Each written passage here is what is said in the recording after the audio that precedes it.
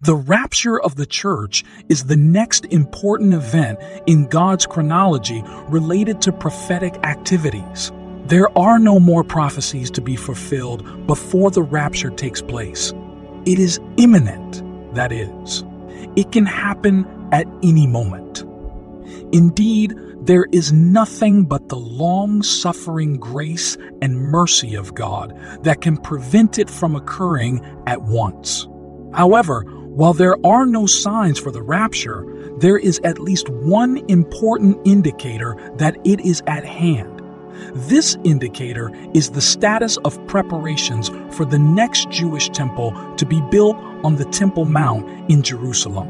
Rabbi Nachman Kahan, a leading rabbi in Jerusalem, born in 1937, believes that a temple will be built on the Temple Mount while he is still alive, and he says that everything is ready for the temple to be built even today. The world has known only two Jewish temples. The first, built on the Temple Mount by King Solomon, lasted 390 years before the Babylonians destroyed it in the year 586 BCE. The second, built after the Babylonian captivity on the same site, Ed 2.68, Ed 6.7, stood for 585 years before being destroyed by the Romans in AD 70. The end-time scenario in God's prophetic word foretells that there will be a Jewish temple when Rabbi Kahane trained all those leading this rebuilding effort, and it was his students who started the Temple Institute in 1987 in the Jewish quarter in the Old City of Jerusalem. The Institute has been training men for temple service and accumulating all the implements needed for the temple, including the table of proposition, the altar of incense, and the golden menorah. The menorah, currently on display in front of the Western Wall, square in Jerusalem, is covered with approximately 45 kilograms of pure gold and is worth around $2 million.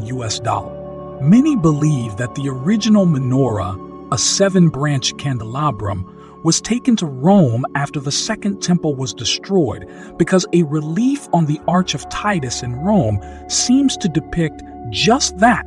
The original menorah may still be in Rome. The Temple Institute painstakingly rebuilt it. In addition, the Temple Institute also believes it knows the location of the Ark of the Covenant, which was last seen in Solomon's temple. 2 rabbis and a Jewish activist, all working on Third Temple reconstruction activities, say they have been to the site. Although the Temple Mount is Judaism's holiest site, Jewish people are not allowed to pray there, nor to climb it in large groups because it is controlled by the Muslim Waqf. Israel gave the Waqf control as a goodwill gesture after the city's reunification in 1960s. Rabbi Glick is calling on the Jewish people to unite and make every possible effort to visit this holy site and focus on rebuilding the temple.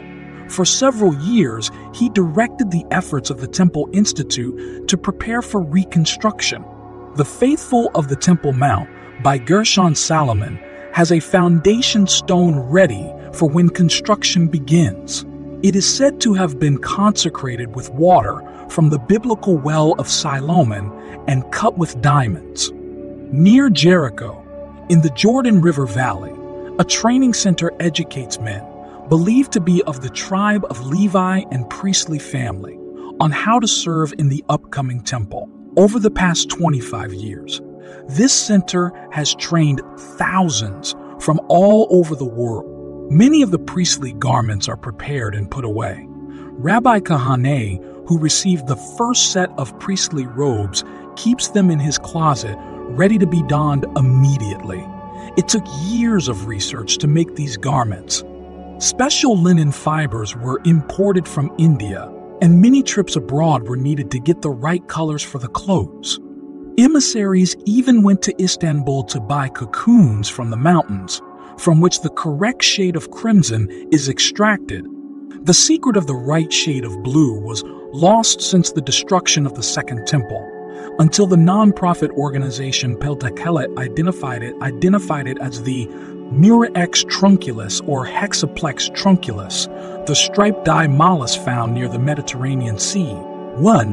Furthermore, the 4,000 harps needed by the Levites to play the temple music, as requested by King David in 2 Chronicles 23:5, are close to being completed by the craftsmen of the house of Harari. Rabbi Yoel Kieran believes that the third temple will be built following the details outlined in Ezekiel 40:46. But first, the Jewish people will build a less extravagant structure, as they did when the Second Temple was built 2,500 years ago. What's to come? The end-time scenario in the Word of God requires that a Jewish temple be erected when the Antichrist rule the world. He will desecrate it, and the Jewish people will again be forced to leave the temple because they will remain faithful to God and refuse to worship the Antichrist. In his sermon on the Mount of Olives, Jesus confirmed Daniel's prophecy. He called the desecration the abomination of desolation and said it had not yet taken place. Someday, the Messiah, Jesus, will return to Jerusalem and build his temple on that piece of land, and from that millennium temple he will rule the world. This temple is described in vivid and precise detail in Ezekiel 40:40. Fix. Nothing that has been built so far fits Ezekiel's description. Not the tabernacle, not the first temple built by King Solomon, not even the second temple which was dedicated by Zerubbabel and magnificently restored by Herod the Great. Not even the structure designed on today's plan board will be that temple. This structure will be the tribulation temple, which should be in operation in the middle of the 7-year period, which is called the time of Jacob's trouble. Jur 30:11. There is a main obstacle to the construction of the third temple, the Muslim building whose dome is covered in gold, the Dome of the Rock, which occupies the Temple Mount. It is not a mosque, but an Islamic building. Some people suggest that a Jewish temple could exist alongside the Dome of the Rock, both of which share the Temple Mount. But I have spoken to many leaders in the rebuilding movement who believe the Dome of the Rock will have to be removed. When I asked them how they plan to make that happen, they said they don't. They think to leave that detail to the Messiah, but they want to be ready to start building when he opens the way. Are you prepared for the rapture of the church? If so, live purely and productively, so that you will be filled with joy when you hear the glorious trumpet sound of God calling us home. I wake up every morning with the expectation that this will be the day. In light of all that is happening towards the preparation of a Jewish temple on the Temple Mount, we would do well to keep our ears wide open to the cry of the Lord, the voice of the archangel, and the trumpet call of God.